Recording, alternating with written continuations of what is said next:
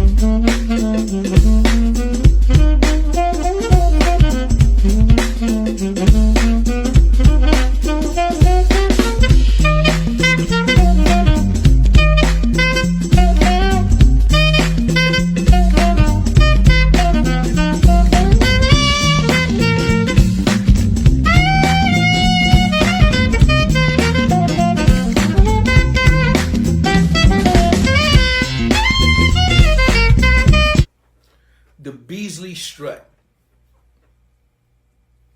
Listen, I don't even know where to start with what's about to happen today on the playlist. Y'all see this beautiful brother, this iconic brother I got on my screen. When I got the call from Lil Jon to be a part of a record that Walter Beasley was cutting, and I got the opportunity to play on that track, there's no way I was going to say no. It was kind of intimidating because I know that, first of all, I'm playing with just such a funky drummer, and then to be with the great, the just one of the masters of the game, y'all. And then he had to hear my bass part. So I said, man, I got to do something special on this. So just for the opportunity, I was grateful. And I'm more grateful now because I have my brother right here with me today, hanging out on the playlist. I'm grateful to God that he took some time out to come hang out with me. I don't take it lightly. We're going to have a good conversation, and I want y'all to hang out with me as I introduce the one and the only Mr. Walter Beasley, my brother. My brother. What's poppin'? I gotta tell you, man. So, the genesis of that song, I don't know if you know, I had reached out to John. I said, John, I have this idea, but I don't like my bass line. I said, it's just this. And he said, you know, John, Lil Jon. He said, you're right, that's a weak bass line. He said, I got something for you. I said, well, what you gonna do? He said, just hold on, I got something for you. He said, I'm gonna give this to DOA, and we're gonna just don't say nothing more. We're gonna do it. I'm gonna bring it back to you, man. When I heard the track that you and John laid, I immediately stopped everything and just got my horn and went boom. You know, and I think maybe 2 or 3 tracks later, No, not even that. It was perfect. It was just boom, boom, boom. I mean, and you know what's interesting, man? It hardly has any melody to it, right? But that's the song that's most requested when I go on the road. It's that number one, and then Lovely Day, then my version of Lovely Day second. Are you serious? No, I say, anybody want to hear something? The Beasley Strut. I'm like, oh, shoot. Yeah, and Smooth Jazz played the hell out of it. I'm like, what the heck is it? I was like, okay. And to that point, they give me some latitude sometimes when I do things like that. But I think with that track, man, it was just overwhelmingly funky. It was just, I mean, it was three of us. You didn't even miss no keyboard player, nothing. That part. Yeah. And I was like, this is special right here. And, I mean, that's it. It goes to say, man, I'm so grateful to you and Lil Jon. And then when you went to when you did the change on that, I'm like, oh, boy. What the hell he do that shit for? I'm with you though. But you know what, man? Let me just say this: you got the right cat playing that thing live. Yeah. You got the greatest bass player in the world with you that's playing it live, dog. I'm gonna tell you something. When we play it, right? And see, Dave and his mind, which is his genius, never met a bass line that he didn't want to change, right? So every time he tries to go and do something a little different, I kind of look at him like, you sure?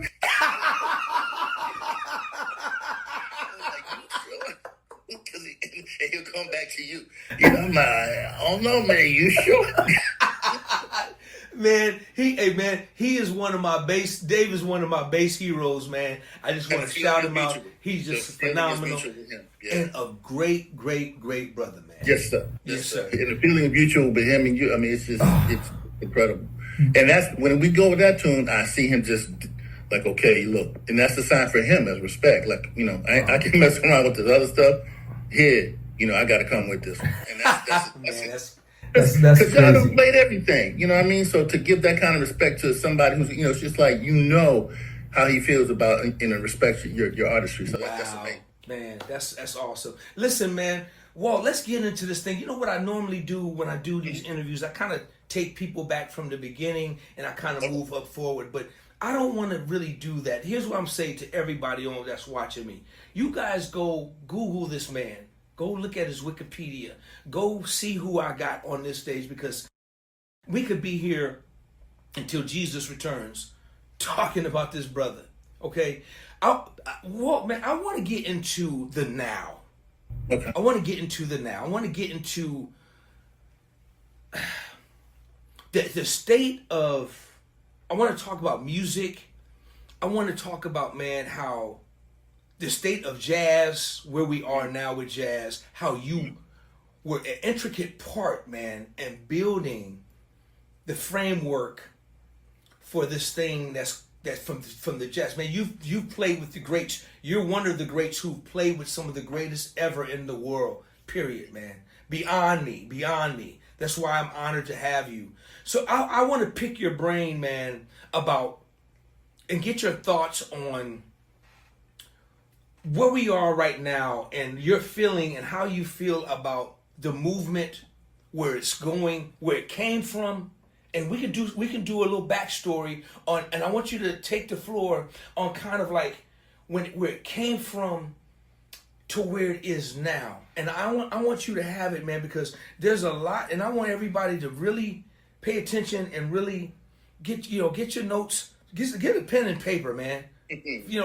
Forget about the phone and get it, write stuff down on this one like you do in church. Mark, get your Bible out, okay? Because this brother here, we're gonna it's gonna be a great conversation. So Walt, I'm gonna let you have the floor, man, and just speak on whatever your heart says, because I want to talk about, eventually I want to lead up to, you shook up the internet about a month or so ago, or maybe 2 months ago, with a statement you made, and it was so well received by your artists, by your peers, by your colleagues, by the world, bruh. And it was powerful, man. And I want to kind of get to that up to, because that's where we are right now.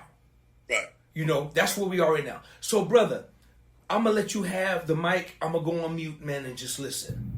Okay. Well, this is my recollection of my of how I got into the game, the smooth jazz game. In the mid '80s, Gerald, Najee, myself, and a couple others that I think Art was one. Art Porter was one of them too. We were having a lot of success in the R&B instrumental world, and I sang. So sing rather. So I had a little bit more success in that arena. When hip hop hit really hard, it was probably in the early '80s, in mid '80s, when hip hop hit really hard. A lot of the record companies, started investing in three people. They give them $30,000, they get a $30 million return. So when that started happening, the adult contemporary side of things flipped very quickly.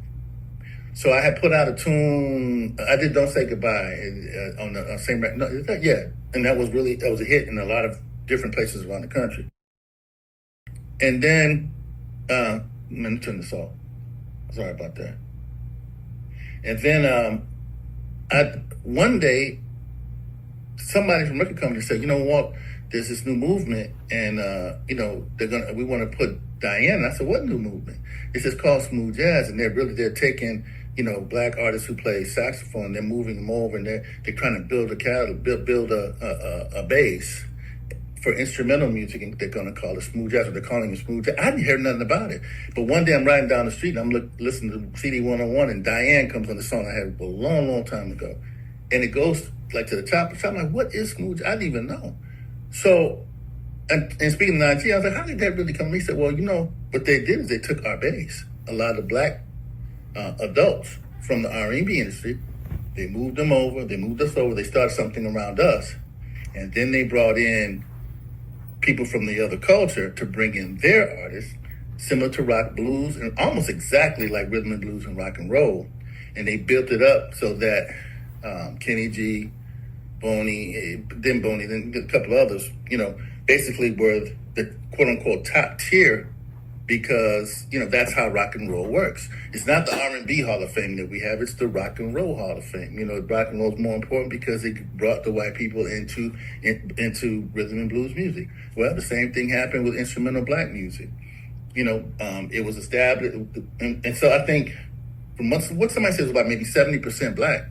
And then it really started to take off, because when they brought in Kenny G, of course, and I'm not complaining about Kenny G, and I poke fun at him a lot of times in my show, but because, with the trickle down thing, I was able to make a living in the world of smooth jazz and contemporary R&B. But what I do is that I don't lie about its inception. I don't lie about what the genesis of it is, and I don't lie about things that bother me. I helped create the thing because I've spent, like I said, with $400,000, $500,000 of my money and investing my career in instrumental R&B. I call it, contemporary jazz. So that, in a couple of paragraphs, is a couple of sentences, is what it is. Now, the reason why I get a little upset about some of the things that happen is because I study music, the history of music. And there was a thing called race records back in the day, where they, like if you look at the cover of, I'm sure look at the cover of the Ozzy Brothers' first record, they couldn't even show themselves, on the album, so that so they could get, other people to buy their records.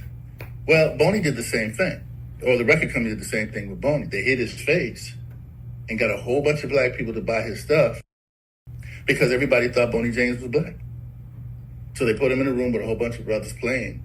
And if you notice the first 2 or 3 records, you don't even see his face. So when that happened, that really pissed me off, because and it may not be Boney's fault, let's just be honest with it, but you got to sign off on it. So if you sign off of it, whether you know the history or not, then it means you're hurting a lot of people by doing some stuff like that. And the record company is, I think it was a genius move from a marketing standpoint, but it was a pretty nasty move as it pertains to what the real what history, what that kind of stuff has done to us historically. And that was my thing. Now, I grew up I tell you the story all the time. When I went to Cleveland one time, I think it was maybe in the mid 80s or 90s when I was down there and I was trying to get put on. I had my first number 1 hit or number 5 hit called Da Da Da, Nice and Easy. So it's playing and I'm top 5 in smooth jazz when smooth jazz is killing, right? I mean, boom, boom, boom, boom, boom. I can't get arrested on the festivals. So one festival, I called the agent and said, what's going on?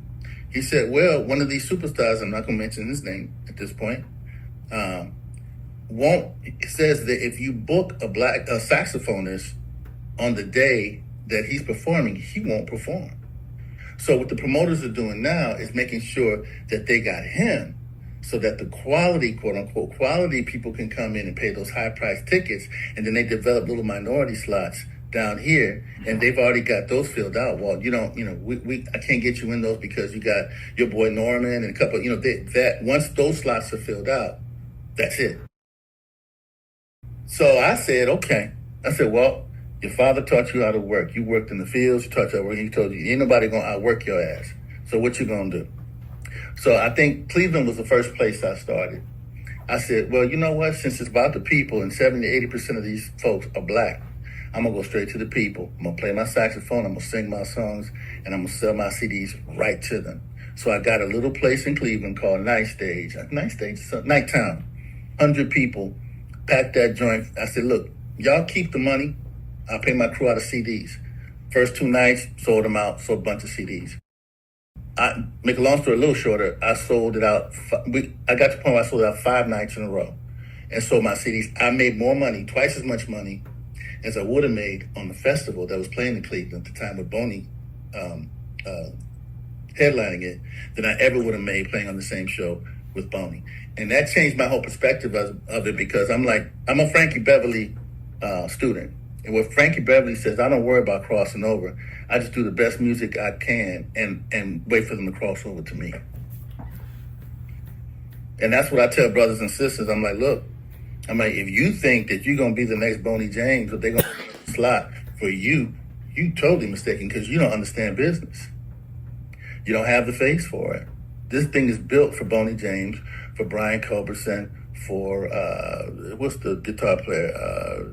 Plays that acoustic thing. I don't know. But it's built for them. And I'm not saying we shouldn't be a part of that. I think we should. I wouldn't have spent the money that I've spent. I wouldn't pay the people that I pay now to promote my records if I didn't want to be a part of or associated with them and be a part of that. But I'm not going to sit up here and lie to my people about it. If they don't want you to be a part of this thing, then you do exactly what I did. If you are that kind of player, take it right to the people, sell them CDs, get your Facebook numbers up, get your YouTube numbers up, be your own boss, start your own company, and the hell with it. You don't need smooth. Man, let me tell you something. I just told you, our joint, Beasley Strut, when I go on stage, that's got to be that's the first thing they ask for. Period. That was though it was a single and they heard it on the radio, it's still, when they hear it, they want more of it. They want more of it. They don't ask for a lot of these smooth jazz hits when these cats come up on stage. It bores them to death because they all sound the same. They all sound the same. And that's the tragedy of it. Not tragedy of, we don't understand or we don't look and say, okay, you know what? I'm better than this. Let me prove it. Let me prove it. If that's what you really want to do. Man, let me tell you something. In the record industry, when I started out, man, you know how much money these record companies just threw away on advertising and marketing? Look what you're doing here. Just look what you're doing here. You would not have had that opportunity to do that in the 80s because they had it all locked up.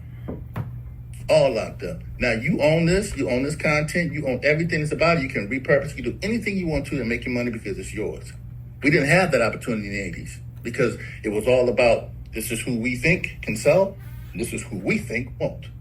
And this is who we're going to market to, and that's it. And you make your money on the road. So we're going to give you $30,000 to make, no, we're going to loan you $30,000 to make a record, but you're going to make your money on the road. I'm like, fuck you, excuse my language.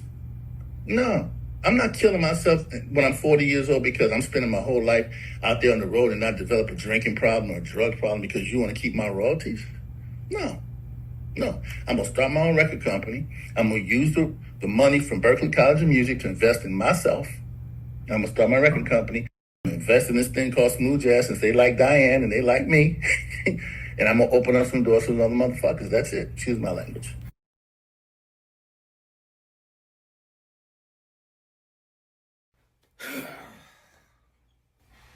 Man, listen to me, man.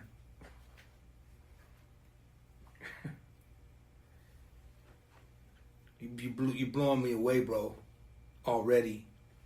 Well, It's just that's what happened to me. I don't know what anybody else. And me and a couple of the OGs, I'm not going to mention their names because it's still rough out here, man. You know, you say the wrong, well, you know, you just open up the show by saying if you say the wrong thing at the wrong time, you know, it can be hard. And some of my brothers got grandkids and still putting people through college and stuff like that. And you know, the relatives are sick, so I don't want to make their lives any harder, you know. But we talk about it a lot. Even when I did the first tour with, I mean, let me tell you something. This is why I love George Howard. We were on the road with George, yes. It was me, well, George Howard, let me put him first. George Howard, Gerald Albright, Everett Harp, and myself. It was the baddest tour I think I've ever done in my life, period. This was, you know, in the early 90s. George had already lost his mother to cancer, and I think he was battling cancer at the time. We were playing 5,000 seaters for 2 months, a month and a half, 2 months, something like that. One night, George looked weird, and I remember looking at him, and he kind of closed the show with one of his things. And he said to the audience, I think it was in Detroit, maybe 5,000 people out there, and he said, "You've seen us do this. We were the first to do this. Others will come along, and they will change the face of what we do. But I want you to remember that we did it first." Sure enough, you had guitars and saxes and, you know, this one going on the road with this and horns this and blah, blah, blah. Guitar. George called that sucker like a prophet. Like a prophet. You know? So I tell brothers and sisters all the time, black and brown, look, don't wait on smooth jazz to change because it's not going to change. There's always been pop music. Always been pop music. You can look at rock and roll and study rock. If you want to really do something and help yourself, study the history of rock and roll and R&B. If you just want to just get just a outline of it, go rent the movie Cadillac Records. It's pretty good. It's a pretty good representation about what we went through and what people went through before us. I tell you, man, I called my teacher. His name was Jimmy Cannon, maybe a month before I died.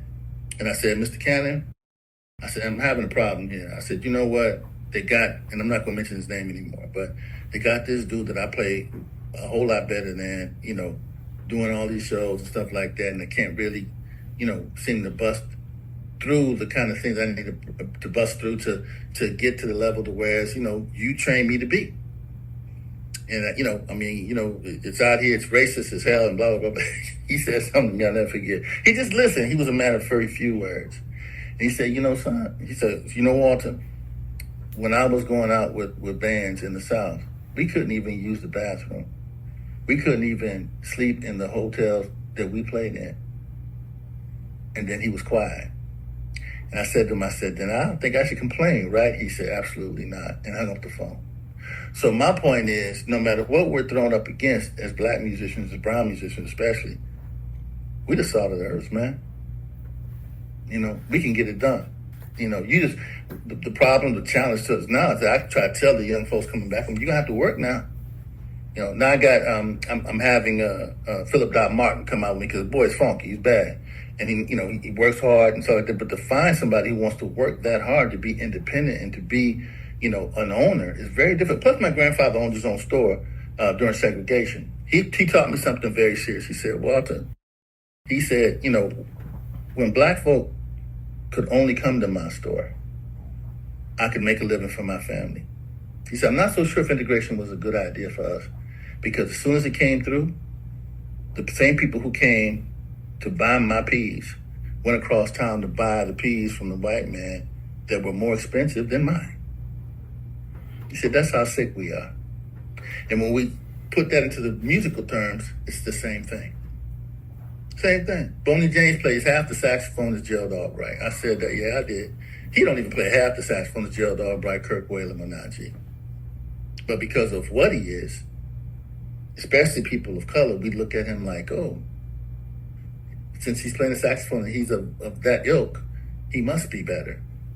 So the test ticket, I'll never forget. I'm not going to tell you who, but you probably know of just a great baritone singer. One of ours said one day he called me and said, "Do you know this fool actually says he wasn't going on until they allowed him to play after me to close the show?" I said, "What?" He said, "Yeah. That's how arrogant he is." I was like, "Wow." So I'm not, like I said, I'm not going to keep going into it because I've done well, and I decided a long time ago. I said, I can't lie about this because it's my story. But I have opened my mouth and said some things maybe that I shouldn't have said. Like the first time I talked about Boney was in an article in Los Angeles, and somebody made the mistake, but they said, "Well, what do you think about Boney?" I said, "Boney isn't qualified to hold my neck strap." It was all downhill after that.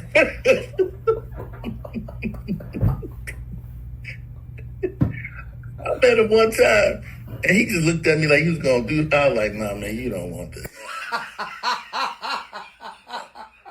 No. And you know what? I'm going to be honest with you, man. If it wasn't him, it'd been somebody else. Because it wasn't about Boney. It was about what he looked like. It really is not. It's about what he looked like. That's it. You could replace any of the saxophonists with Boney, probably get a better saxophone player, but it's the same result. And people don't really realize that how it hurts the productivity of black music. Not productivity, but how it hurts the image and the vision of black music when you do that. I mean, the dude was getting BET awards over Najee. How are you gonna beat Najee? But I understood it. So that's the thing about it. And I'll say it again. Like I said, my story, and I'll go back a little farther. My father put me in the fields at 14 years old to pitch watermelons. I also worked with him, not in the lettuce, but in the sheds. I was a terrible watermelon pitcher, but that wasn't the point. His point was, if you get out here and you spend a whole season of pitching watermelons, 120-degree weather, fighting bees, ants, and all that kind of stuff, and you get up and it's 5 o'clock in the morning, and you work until 12 o'clock in the afternoon, 1 o'clock in the afternoon until when it's 120 degrees. There's nothing in life that will come your way that you won't be able to beat. There's nothing that you won't do for your family or yourself to be successful. That's what he taught me. And that's an interesting. Now I'm talking about, brother. I was playing with a Latin band, a beautiful Latin band. We had great concerts in the evening. My papa would wake me up at 4 o'clock in the morning. Get up, dude. We're going to the fields. I'm like, "Pop, I just got in at 2, 3 in the morning from playing 4 or 5 sets. And I'm tired. I don't care. Get up." It probably would not go over too well in today's times. But he got me up, and I would have to go to the fields from 5 to 1 after playing all night from 8 to 12. So when I went to Boston, I went to school to Berkeley. we would play at night, and I would get up in the morning to start practicing, right? And kids would come up and say, "Walter, don't you understand? We're musicians. We play all night and we sleep in the day." I would look at him like, "You know what? You one person I ain't got to worry about. Because while you sleep, I'm gonna be practicing." And I practiced and I practiced. I learned straight ahead extremely well. I mean, I won't say extremely well, but I played straight ahead very well when I was in college. And there was one audition that I was looking forward to because I heard he loved blues and he loved saxophone players who had some versatility and could play blues, and that was Art Blakey's band. And there were rumors that he was going to have an audition. And I practiced and I practiced. I learned when I was about 19, 20, I could play Cherokee in all keys very fast, countdown, all that. I mean, it was that was my thing. And if you ask people who I went to school with, Bradford and a couple others, they'll tell you. But when it came down to who they were going to select, the audition never happened. Because at the time, Art Blakey was, okay, politically, let me take this one because this one has a lot of the family name, and then blah, blah, blah, some other stuff went down, but there was no audition. So that's when I learned about politics. And that's when I said, this R&B thing I do well, I'm very good at that as well. I'm going to change horses now at 19, 20 years old, 21 years old. And I'm going to, I'm coming out of Grover School anyway. I'm coming out of Ronnie Law School anyway, and I can sing a little bit. So let me just, do this thing. And that's when, I kind of hit on the R&B side with vocal songs and with singing, because I'm coming out of Ronnie Laws, who did extremely well on R&B radio. It just flipped on me when hip hop came along, Because like I said, record companies can invest 30,000, get 30 million back. Jazz was dead. Or instrumental R&B was dead. Because you got to spend too much money. You got to bring everybody into the studio. We got to record. You got to spend, $200,000 in the budget. No, not when we can spend 30,000 on 3 people and get back 30 million. It was never about the music. Once I learned that, I couldn't wait for the music industry to fail or to fall apart, because I knew with my work ethic, and I knew teaching at a college, I could invest in myself. I could invest in myself and do things for myself, put a little team around me and do what I need to do, not to change the game, but just to get in there and do what I wanted to do and study, because I had already studied the musicians of the past. And like I said, I was kind of a student of Frankie Beasley, in the sense that when I saw, man, look, at the end of his life, this brother could show up and smile, and the audience would sing his own songs knowing that he couldn't sing them anymore. Bruh, when I saw that with my own eyes, I said to myself, job well done. That's what I want to do. That's what I want to be. Not to that extent, obviously, but if you can connect with people, with our people, with people of color like that, because there's a thing that I do in my show, and I kind of poke fun at it, because I just don't hate in my heart for anybody. Break down and be thankful for what you got. And I say to the people, I may not have as much money as Kenny G, but he ain't got the soul of Walter Beasley. And the brothers and sisters just holler, right? Because it's what we go through on a day-to-day basis. We know who we are. We know how hard we work. We know what we deserve. And it's always an uphill struggle to get that recognition. And that's what it was with those two.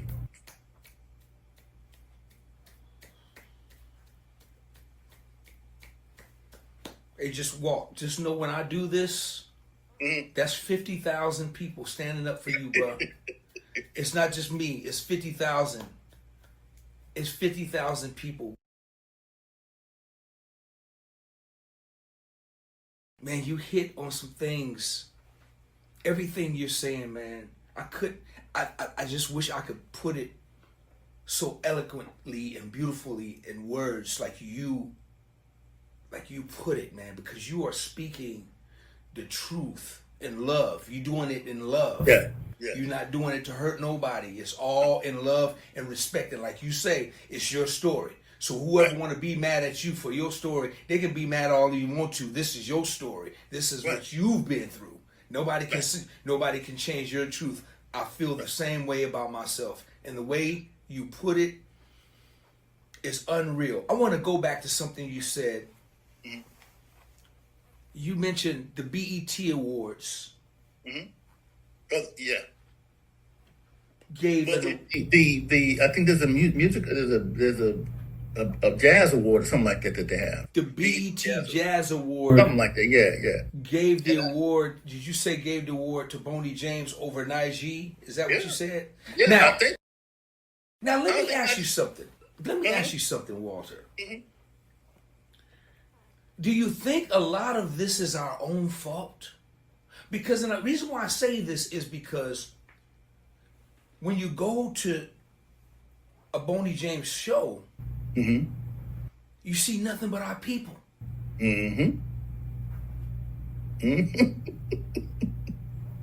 Packed out. So why is that? Is it political? Or why is that? Because listen, man, I remember. I got a quick answer. Go ahead. I'm gonna listen. Go ahead. When we go to church, what do we see on the wall of the church?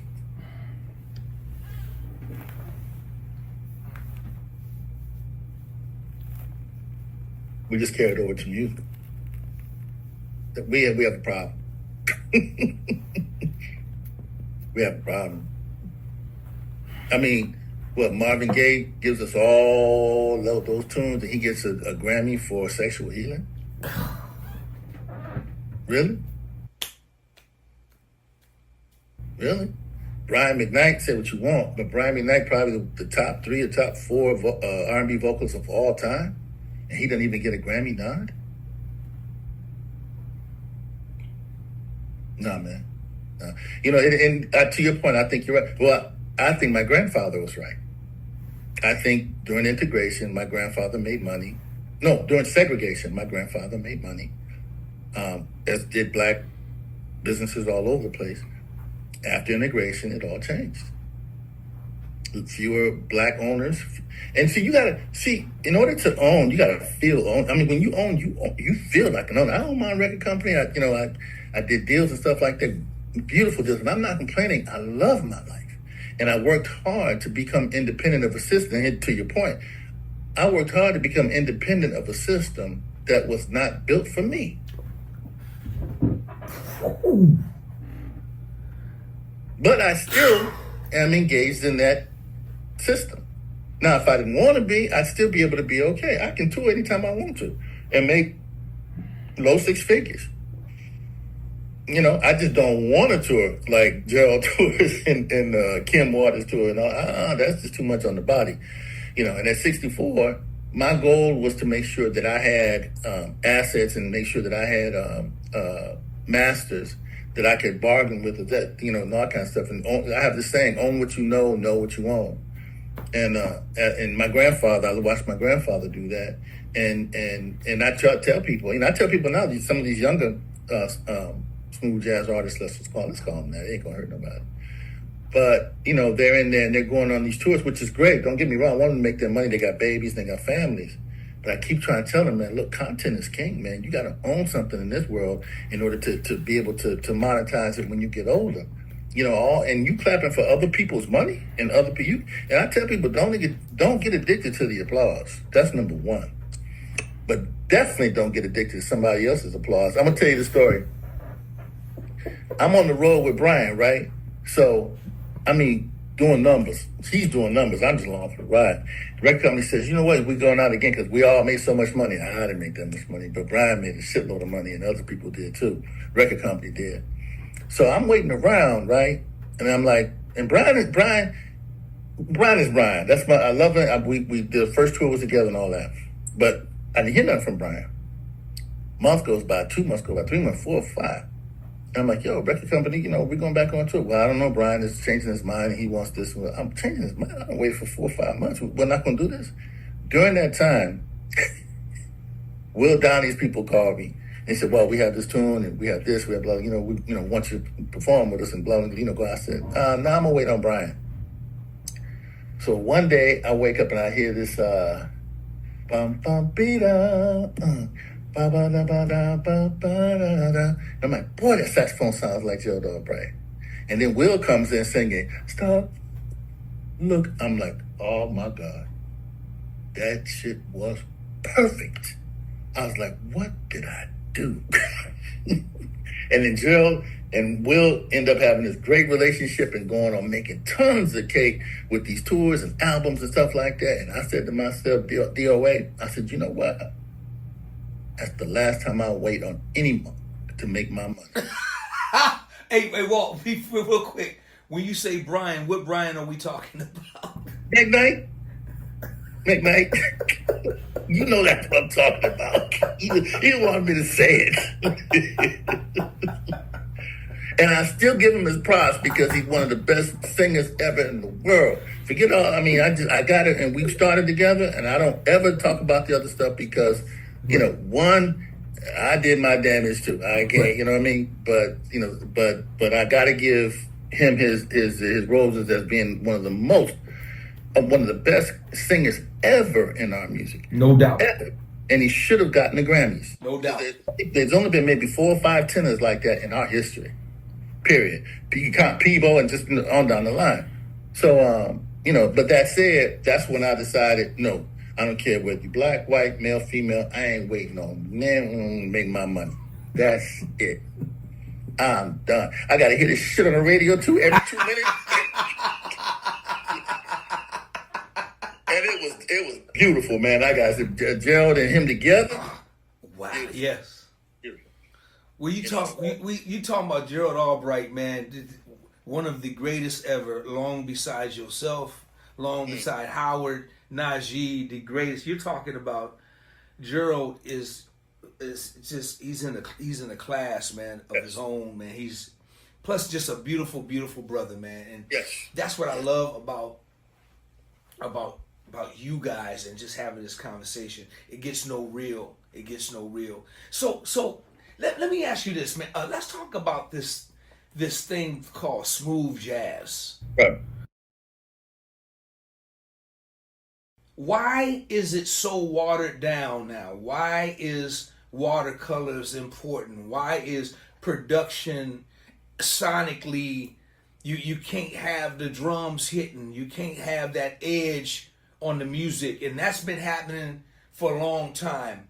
I worked real close with Wayman Tisdale for years. For years and years. And Wayman was no joke live. Wayman would put that funk set on you. Agreed. And somebody was getting their ass beat really good that night. Exactly. So, but when it came down to his hits, Yeah. there was he went to that sonic thing. You Yeah. know, the stuff I did with Wayman with Tiz were not necessarily the singles. It was more edgy, more just edgier stuff. Yeah. Right? Yeah. But when he went down to the get down on it and you know and it can't hide love and Right. and you know and I remember. all the big hit records, right? Yeah. So and you know, in getting into smooth jazz, man, I work a lot with Wayman, I work a lot with Roger Smith, and these guys and over the years has taught me no D sonically. Your music gotta sound, it's gotta feel a certain way because I'm trying to get on that format or I'm trying to get on this format. Talk a little bit about that and how do you feel about that? And do you consider that what I'm saying when you producing your records? Is that because you know the Beasley Strut had none of that to have. We broke all the rules with Actually, you shouldn't maybe named it what you just said. That's how nasty it was. we broke all the rules with that. So talk a little bit about the state of like production, smooth jazz, watercolors, you know, and why everybody is why is it so watered down, man? Why is it? From my research, man, you know, I think people, you know, and your point is a great point. I think it's about advertising. You know, it's one thing to sell Tide, you know, to an R&B audience. It's another thing to sell Tide to people who make over $100,000 a year, $200,000 a year. So my point has always been, look, you know what the sound is, like you just said, you know what the sound is over there. You give them one or two. You know, give them one or two. That's what's gonna, and then you end up doing like Wayman coming in and mess up everybody on the stage. Boom. Because what you do there, now it's a two-pronged approach. You've got radio and you got live performances. And you're juggling both. Now that's just common sense. Now a lot of people want to come and they want to change this game. I keep trying to tell them, look, it's now what, 80s, 90s, 2000, 40 years of this? What you think you're gonna change? And before then it was R&B and rock and roll. What do you think you're going to change? This format is not developed for you. It's not. You can be a part of it. You can be successful at it, you know, but you will never be the king of smooth jazz if you're brown or if you're black. You're not. If that were the case, then Nick Corleone would have been the king. Gerald Albright would have been the king. Kirk Whalum would have been the king. Najee would have definitely been the king. You know what I mean? And I'm naming four, and I'm not leaving me out because I think, but I'm leaving me out because I'm repping them because I understand they came before me. You know, Norman's still a little younger than me. But if that were the case, then those four would have had their slots at being on the throne, at being the king of this. But no, you know, when I won't even. At one point, I stopped playing or stopped playing concerts where Boney Close and Gerald Albright was on the show, was in the lineup. Let's talk about that. Let's talk about that because that was going to be one of my final points, man. Uh-huh. And when I met Gerald, man, he allowed. This was years ago, Walter. I met Gerald, man, and I did a show with him. We did the Newport. Is it the Newport Beach Jazz Festival or something like Long Beach? Long Beach? Long Beach, yeah. And man, I got a chance to play on stage with Gerald Albright, man. And I was young, bro. And Gerald was one of the headliners. He was the headliner. This big day, it was big, man. We had Vesta Williams on stage, came on and did a thing together, and Gerald just turned it out in front of a diverse group of people. It wasn't just white, it wasn't black, it was everybody. It was crazy. What has changed, man? This was in the 80s. What has changed and why? Because you made a comment, man. You made a post on I think it was on Facebook, and I'm not even on Facebook, and I heard about it, and I was like, man, please put that on Instagram so I can chime in because it was so dope, and but you made a thing about that, and it was straight to the point, and it was so raw and true, and now you bring this up, so I want to kind of go into that, man. What has changed and why? What are we doing? Let me answer you about saying this, and because I thought about this morning. I heard Jonathan Butler singing this morning on some Facebook or whatever. And he's in smooth jazz. He's a smooth jazz artist, right? There is no person in the genre of smooth jazz who sings as well as Jonathan Butler. Period. Stop. Full stop. Right?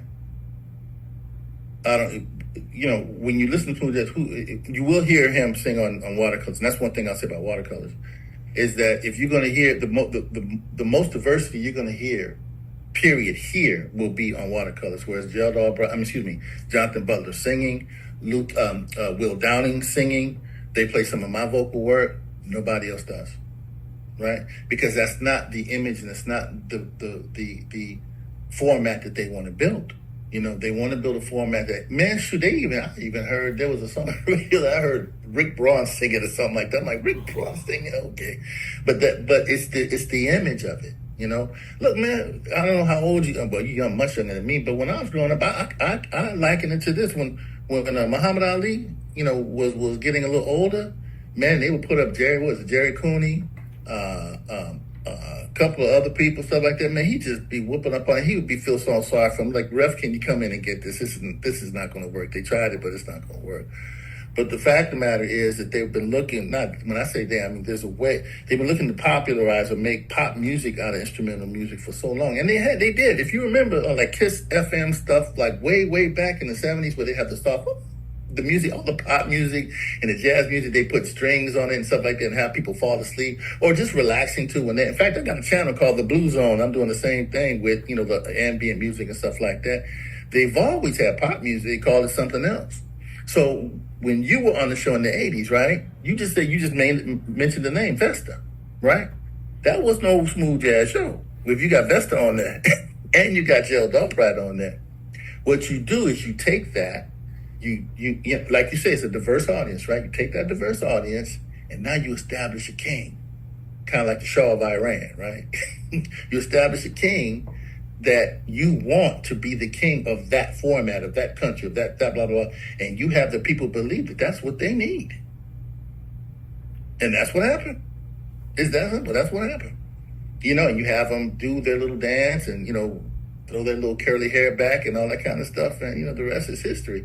So people now stop. And there's more to this than just that. It's the quality of the music has changed in the sense that people no longer can hear Grover in the saxophone players of today.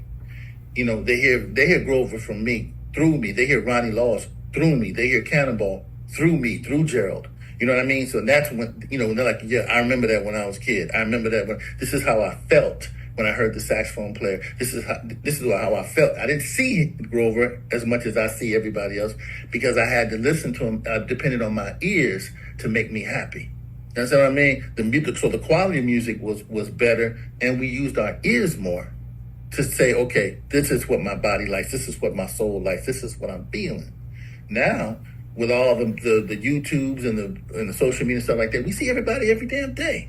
There's so many of these saxophone players out here. Many of them don't play well at all, but they're playing for likes, and they're playing for this, and they're playing for ads and all that kind of stuff like that.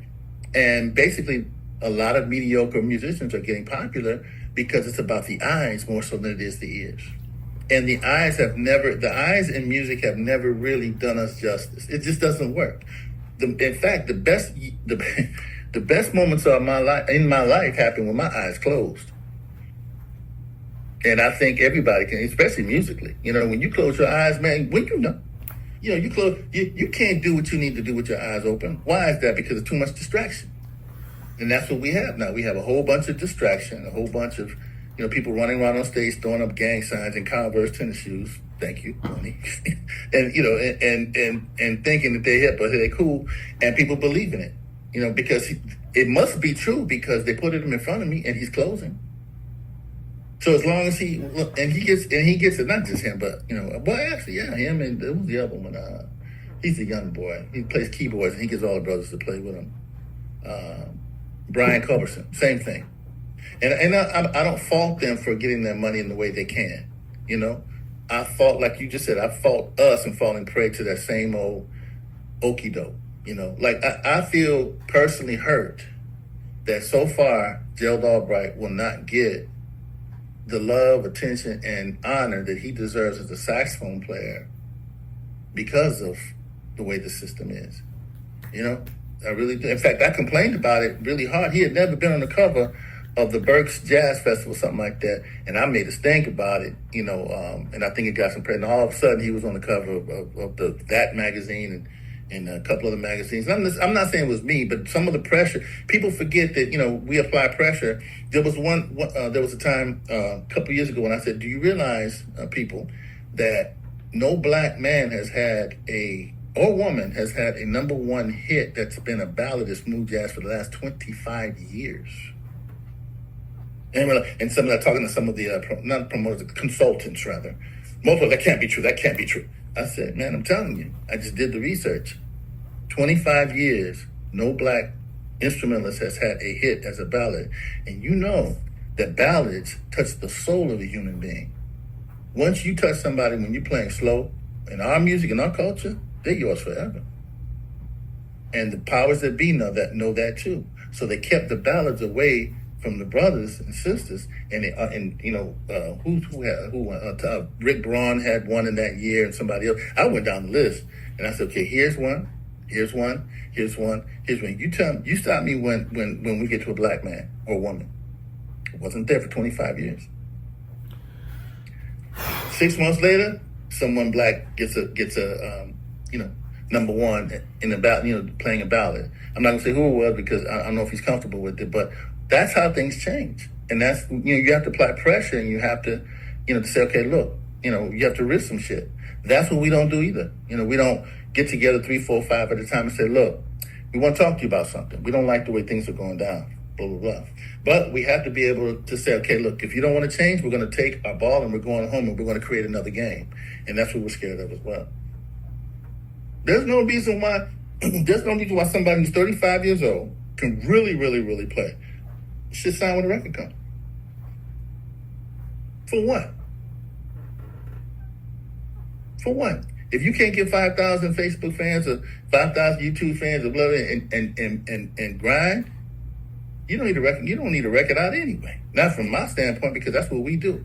Once you become somebody like that, we learn from the artists of the past. Life becomes that. Life becomes expression. Expression becomes life, and there's nothing else but that. Well, I have this and I have that, and I don't know if I really want to work that hard, Walter. I don't know if I'm going to be that popular. And get the out of my face. People have died for this shit. People have died broke for this. And I'm not saying that's the right. And when I look at that, I'm like, nah, man. And see, what they do, what the powers that be do, they don't show us Sam Cooke as the owner of his publishing, his record company. They don't show us James Brown as the owner of his record company, his publishing. They don't, because they don't want us to believe that we could do it. You see what I'm saying? And that's where we fall short. That's where we fall short. We look to other situations and other people as our saviors, when it's our music.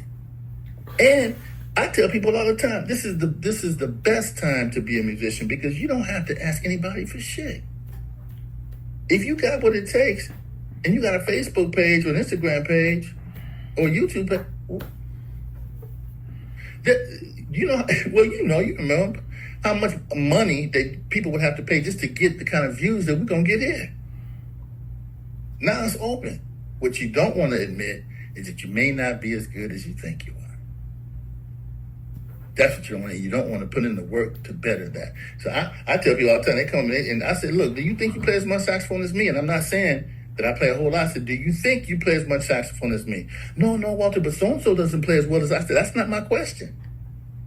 I should be your target, not so-and-so. I love Grover Washington Jr., but don't you think that I didn't want that slot? I love Ronnie Laws, but don't you think I didn't want that slot? I love Wilton Felder, but don't you think I didn't want that slot? And if they're honest about it, Gerald and Najee tell you the same shit. That's why we play the way we do. And that's why you play the way you don't. Or you should be. I mean, that's why you think the way you do. And then we understand, I think music should be, so this and so that, and, so loving and so. And smooth jazz. See, the problem is smooth jazz is too fucking smooth. Something smooth about my life. I had to get up, change my whole plan, go into a small club with 100 people, play 8 shows in a week to make the kind of money that I should have been making if I'd have been able to play a festival that was already taken by people of other hues. That's our life, bro. And I play that way. And that's why my fans can feel me like that, because they work that way as well. Walter, let me ask you this, my brother. And then I'm gonna let you go, man. Why have we been stripped? And I say we because I'm talking about people of color. I'm talking about all the great ones that you just named. Why have we been stripped of those slots, of the headline slots, of the festivals, why have we been downgraded, and can't nobody do it better? Can't nobody do it better, bro. You said that it's our fault, and I'm gonna tell you why I think, and it's not about me, but I've asked some of the older cats like me to do this. But when we first did that, what do we call it? Just the Sax tour. And I'm proud of the younger brothers who are doing that now. There's a young brothers, Tony Axum, who else? Brothers from Chicago, young brothers, and brothers from Atlanta who are doing that. In fact, they use the same name, Just the Sax. But when we did that, what we should have done, once we got away from everybody, we should have parlayed. We should have sat down and had a meeting. Said, look, let's own this. Let's take this on the road. Let's let the young boys see what we're going to do, blah, blah, blah, blah. And let's start a movement to basically say, look, you don't need this. You can do this, like we've done. We can take what we've been, I won't say given, what we've worked so hard to achieve, and compromise a little bit so that we all can win. Once we do that, we send a message to the ones coming up after us that you don't need to participate in the smooth jazz, quote unquote, if you don't want to in order to make a great living. And then guess what happens? They come to you because they see how much love you're getting in your own community, you're growing your family. They don't want to see that happen. They want a piece of that as well. So what you do is now you're involved with both worlds, but you got to be able to see the vision. And that's why me and a couple other people have had meetings with a couple of the younger cats, and we on them. We're like, okay, look, man, you want to do that? Go ahead, but stack your chips and get your own stuff together because content is still king. And as long as we're playing that game, we lose. I mean, like I said before, anytime the game, my father used to tell me, look, you run a 100-yard dash, you put somebody on the 50-yard line, the results are pretty much going to be the results. If you start in the beginning and they start on the 50-yard line, you got to be very, very, very fast just to catch them. And that's what we've been doing. So that game is rigged. So, okay, let them win the 50-yard dash. That don't mean we can't, we can't start our own meet, do our own thing. And that's the thing about it. That's the thing that I'm a proponent of. I don't care what we did with the Beasley Strut. That was cooperative. That was like, yo, boom, boom, boom. We didn't even think about it. It just happened. That's what happens on the other side. When you get into the business meetings, boom, boom, boom. No emotion, no this, no that. Let's strategically, blah, blah. Boney can do this. Boney, we know that, blah, blah, Boney can or Najee, and Najee, and that's how they make decisions. Just like we made the decisions for Beasley Strut, it was that intuitive. We've been led to believe that we can't make business decisions because we're too emotional. No, you're too close. I used to be told, you're too close to the music. Too close to the music? What do you mean too close to the music? It's my music. So what you do, you take a couple of steps back and you say, you know what? There's nothing about this that I can't do for myself that you're doing for me. Period.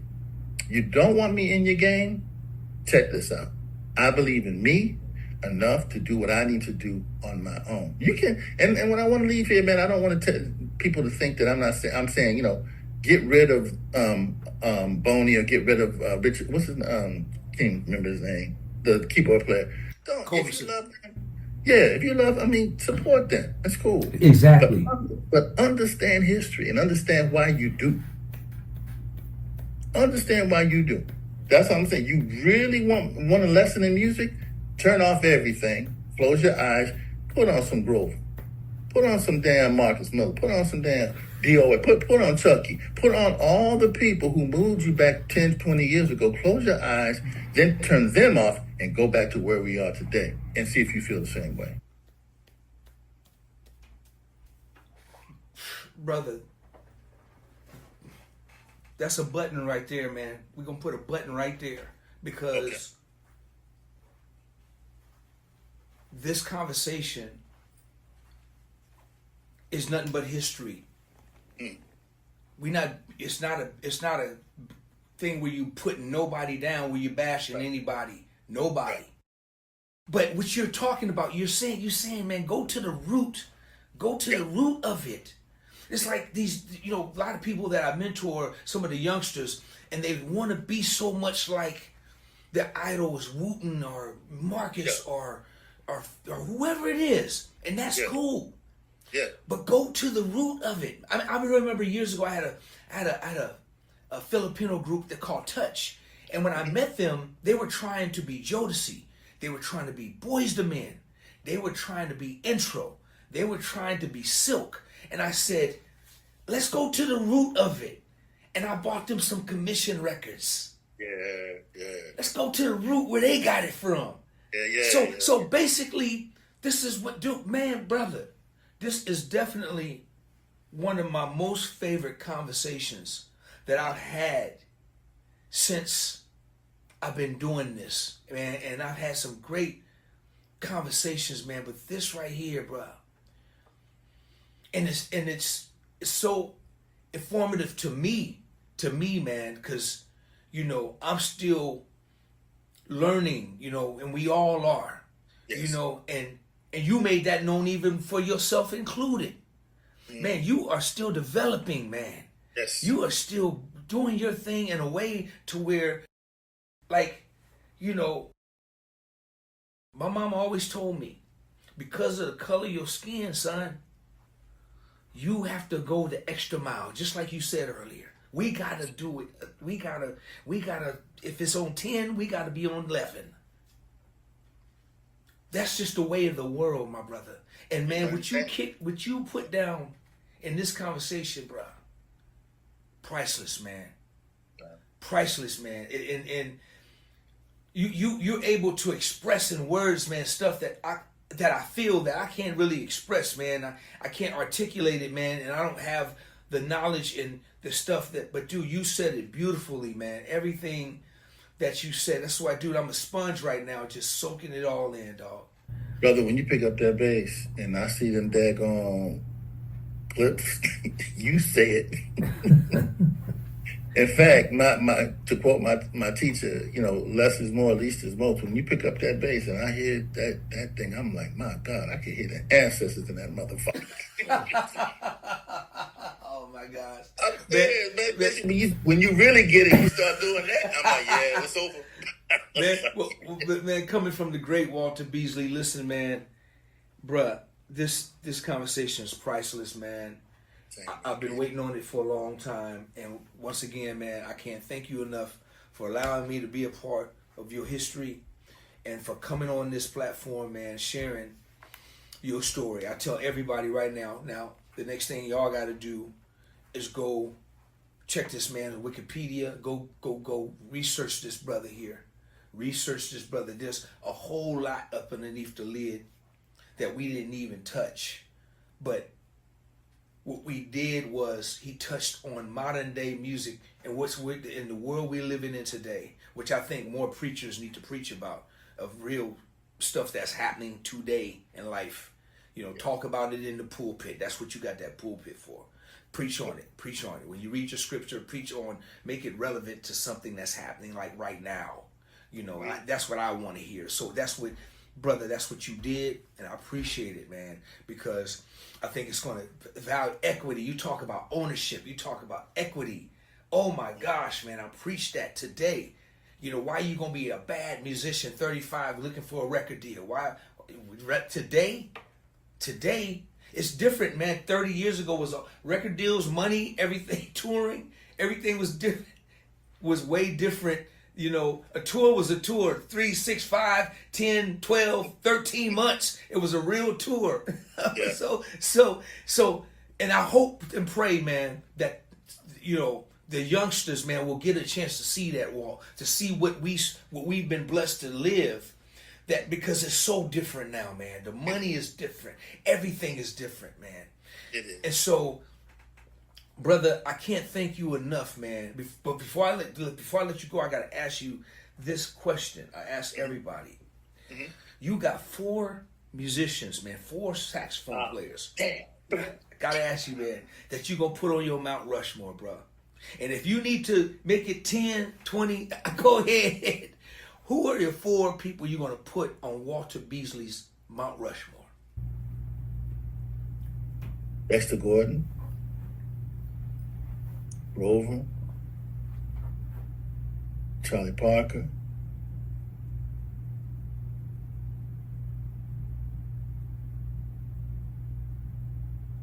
I need more. Can I get a couple more? Take as many as you want, bro. Take as many as you want. Sonny Stitt. That's 4. Johnny Hodges. Ben Webster. Did I say Ronnie Laws? No, not yet. Ronnie Laws. Hank Crawford.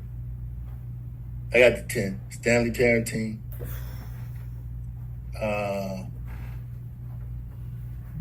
Maceo Parker.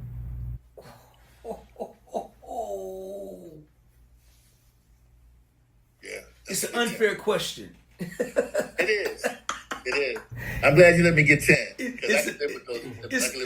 It's an unfair question, man. But I'm definitely gonna put you. You gonna be right up there with them. You gonna be there. Whalem's gonna be there. My brother Gerald Albright definitely gonna be. Man, listen, it's. And you're naming some of the guys you've named, brother. Once again, I gotta look them up because I haven't heard of them. But I'm going to look them up. You naming names, I'm like, never heard of them. But those are the ones I came out of. But if he's saying it, I know they got to be incredible, man. It's an unfair question, man. I appreciate the answer. But I'm definitely putting my brother Walt Beasley up there, man, because Walt, man, you've had success in R&B world, and in jazz world. Yeah. And smooth jazz world, man. Yeah. That alone, man, is accomplishment with inside itself, man. I admire cats like you, like Marcus Miller.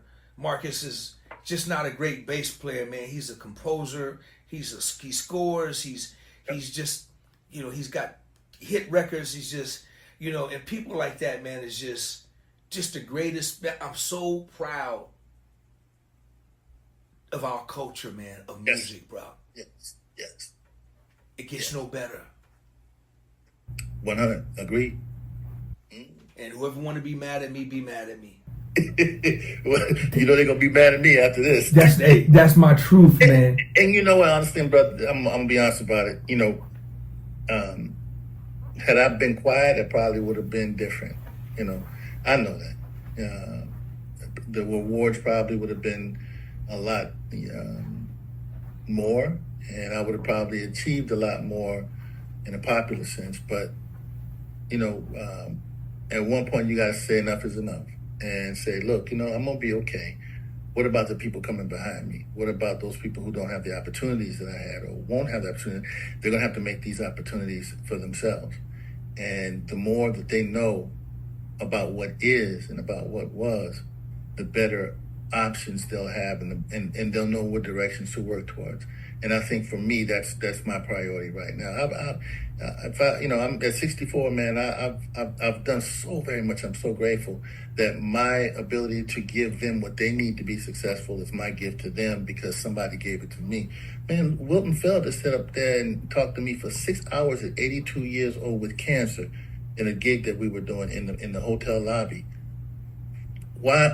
You think really I'm gonna take that as being as saying, well, I don't have to do this? No, I have to do that. I have to pass on to them what he passed on to me. It's a responsibility. My teacher, Jimmy Cannon, same thing. He played, jazz. I mean, I can't just sit on this, man. If we all sat on it, how will we? How could we? How could we move forward? So, again, I'll say this. I know we got to go, but it's about ownership. We have to own the fact that we don't know some things and that we do know some things that we won't act on. And that's how I'd like to leave it right now. Brother, you've been that way for a long time. You've been a boisterous cat, and you're open book, man, but you play by your own rules. And like you said, I think you even mentioned earlier in this conversation about when a thing you said about Juro being on the cover of a magazine, but when you spoke up a few weeks later or whatever, a month later or whatever, he was on that thing. And trust me, you said maybe it wasn't because of me. No, it was because of your voice. It was because of your voice. Even the thing you said about a black artist having a ballot, a #1 record on smooth jazz, and you pointed it out. And then later, then it happens. Man, your voice is powerful, and people respect it. And the thing about it, Walt, man, everything you said, you're not an angry black man. It's fact. You speaking on love and facts and history on your life, man. So it's real. It's real, man. That's why I love it so much. I'm learning. I learned so much from this today, man. I learned that I don't have to be an angry black man to get my point across, or I don't have to raise my voice. I don't have to, I learned how to articulate it and speak it to where it's not offensive. It's the truth. Or whatever it is. That's right. Whatever it is, man. So much respect for you, man. Thank you. And thank you, man, for just coming on the platform and having a dope conversation, man. I had this type of conversation with Fred Hammond. It was real. Yeah, I heard it. Man, it was real. It was like this. Fred changed. That conversation rocked the world, man. It rocked a lot of things. Yeah. And it's the reason why they're nominated for a Stella today, because of that conversation we had. And it brought some of the members from Commission back together with my brother Keith, with my brother Marcus. So it brought them together, man. Yeah. And this right here, bruh, is so awesome, bruh. It's so awesome. I can't wait for the world to see this, man. Brother, I thank you, man. Walt, real quick, man, tell everybody how they can reach you, man, and follow you. If you talk about new music, you got something out, what you working on, bro? I am. I have a YouTube channel that I started of ambient music because I had some health problems, and I'm okay now. But I went through something, and ambient music just really kind of changed my life. So I'm dedicated to writing a whole lot of it, so that people who might be going through stuff, can just go to a place where we don't talk about politics and none of that. You listen to the music, and it just takes you away and relaxes you, and just it doesn't no politics, no nothing, it just does what it's supposed to do, what music is supposed to do, and heals, period. And that's my love right now. And I have about 60 tracks on. It's called It's called the Blue Zone Ambient Improv on YouTube, and it's what it's what I've been working on the last 3 or 4 months. Also, I have an album out called Sin Palabras, which is my dedication to the Hispanic community that helped raise me up in California. I was born, I stayed half of my childhood in the black neighborhood and the other half of my childhood in the Hispanic neighborhood. And it hurts my heart to see what's going on right now. So I did an album, and two of the songs I'm singing in Spanish, and the other songs are Latin type of songs, but they're instrumental. So that was my nod to them and saying thank you to the community that helped raise me, coming up, black and brown community.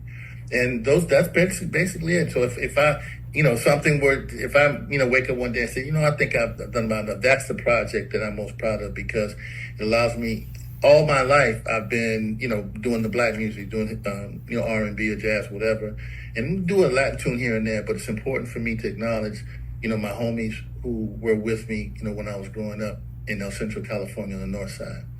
And the homies that I really played a lot of music with in Los Elegantes and Sabor. We played all kinds of stuff. And that's my gift to them, saying thank you, so that's pretty much it. That's what I'm doing now. Right on, man. Hey, you know what? I usually ask everybody from the jump, and we got right into it, but walk real quick. Where you from, brother? I'm from a town called El Centro, California. It's a town on the border of California and Mexico. And basically, like I said before, I grew up half my childhood in the black community, half my other childhood in the Hispanic community. And in that community were first-generation Mexicans who worked in the agriculture, in the fields. So I'm intimately familiar with the struggle of a lot of people who come over from other countries and who only want to send back, who only want to help their families in another country, and who sit up here and are responsible for 90% of the lettuce that we eat. And now we're sending them back. And ripping children from grandmothers and stuff like their mothers, and it's hard, because when my mother and father were working, they would go over to get a person from Mexico, bring them back to babysit the kids while they went off and did the second job or the third job, and she would stay with us for a long time and help raise the kids for a couple of years. So it hurts me to see that, because that's how I was raised. That's the community I come from. And the black community as well.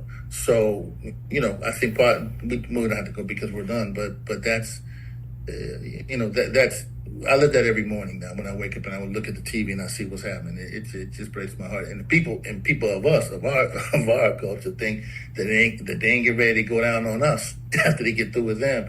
You don't know your history. So, that's pretty much, that's how I was raised. And that's why sometimes I get not emotional, but I get real, because I come from a real environment that dealt with this all the time. At 14 years old, we got to go. But go ahead, man. Go ahead, brother. At 14, my parents and my teacher sent me to Monterey to audition for the Monterey Jazz Festival. And I didn't make it, but I thought I did a pretty good job. And they picked this dude over me. And he was the flash of the pan. He was, he didn't look like me, and he was flashy and all that kind of stuff. And he was the kid. He was the special kid, of that era, of that town or whatever, Monterey. So when I came back, I told my teacher what they said, and he was livid. They said, what? They said, yes, I need to learn more music, and I need to blah, blah, blah. He was pissed. So we worked on all the stuff that they told me that I need to learn or whatever. The next year we play an Orange Coast Jazz Festival, and I blow people away at 15, right? I mean, standing ovation, Benny Golson is there. He said, this kid, blah, blah, blah, blah, all kind of stuff. And Monterey people came down and asked my teacher to please fly me up so that I could the next year be the lead saxophonist in the Monterey Jazz Festival. And he said, Walter, they want you. What do you want to do? I said, I don't want to go, Mr. Ken. I said, I like the way they treated me before, and now that they see the way I could play, and see the way people respond to me, I really don't want to go. And that's how I started developing, into the man that I am today. Is that, if you don't see me, if you don't feel me the first time, then you probably won't.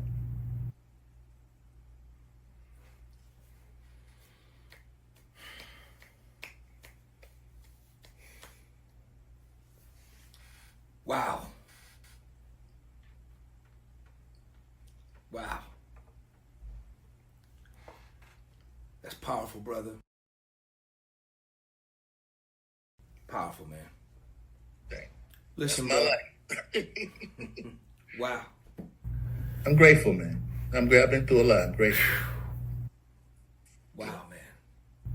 And we on their shoulders, man. You know, I think, well, I know we're closed, but you think about what Larry Graham must have gone through. You know what I mean? I mean, what, 60? I mean, things he doesn't talk about.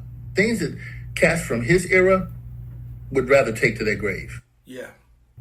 Think about how he must have been treated on the road. You know, I mean, come on, man. Really? And my teacher talked about it, I mean, and these are people that sometimes I wish, man, come on, help us, because we're responsible for those of us who we trying to bring up too. But a lot of that stuff is so painful for them, brother. They don't want to live it again. They don't want to live it again. So they don't want to. Thank God for Wilton Felder. Even, I mean, he told me a lot in that 3 hours, but you could tell he stopped, so because you don't want to open up them wounds, man. Because they paid them dues for us, and we paid the ones for the ones coming along, behind it. I'm done, brother. Man, brother, man. I could listen to this all day, man. This is, like I said, man. There's not enough time, man, for me to have a conversation with you on the platform, man. Like you said, you had a 3-hour conversation with Wilton, and I could have this. This could go on for another 2 or 3 hours, man. I promise you it could, bro. Because we ain't even scratched the surface of what we. There's so much meat on the bone, man. But we're gonna leave it right there. And man, okay. I'm gonna just say to you, brother. Oh, real quick, give your YouTube channel out one more time. Oh, I'm sorry. It's called the Blue Zone Ambient Improv. It's on YouTube. It's spelled BLEUZONE. It's like the French spelling of blue. Okay. And that's the way I spell it. But yeah, come on over. Everybody just don't bring no baggage. Just listen to the music and go to sleep or meditate, whatever you want. Because it's just about the opposite of everything that we've talked about. Right on. Now, Walt, how can they reach you on your Instagram, your Facebook? Can you get Instagram, my Facebook musicians page, please. I have assistants there that will, that will take the messages on the musicians page of Facebook, and you can also reach me via email if you want to set up something, whatever. And that's Beasley, spelled my name Beasley, the number 61 at gmail.com. So yeah, those are mine. Yeah. Right on, man, brother. I applaud you, man. With 300,000 people, man. You keep doing this, man. Keep doing the.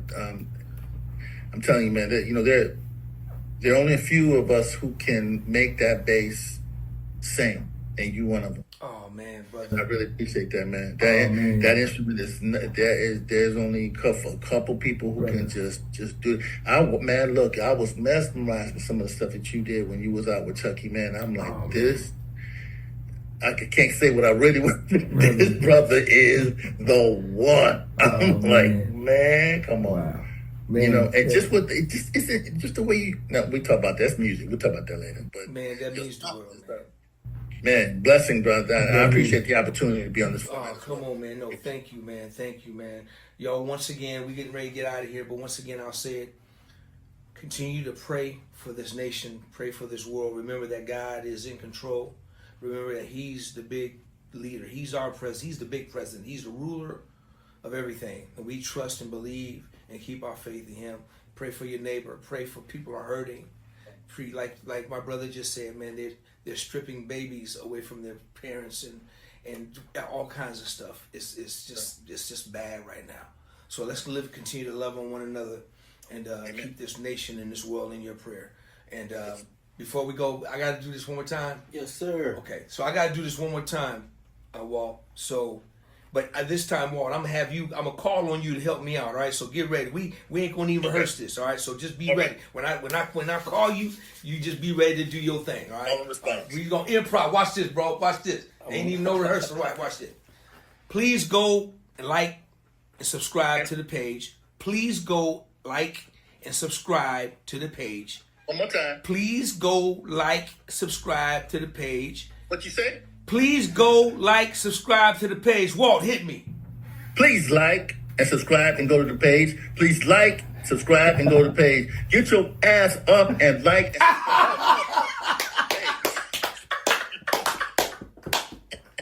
Man, hey, let's go on the bay. Let's go on the road, man. I'm gonna come on. Hey, let Dave know I'll be his tech, man. I'm coming on the road so we can we gonna open up the show, okay?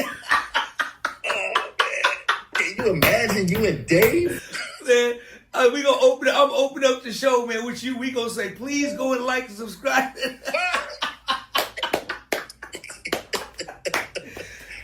Y'all, put your hands together and show your love for my dear brother, Mr. Walt Beasley. Brother Walt, thank you, man. Love you, boy. Love you too, brother. You have a good one, man. Thank you for the opportunity. Right on, man. All right, now.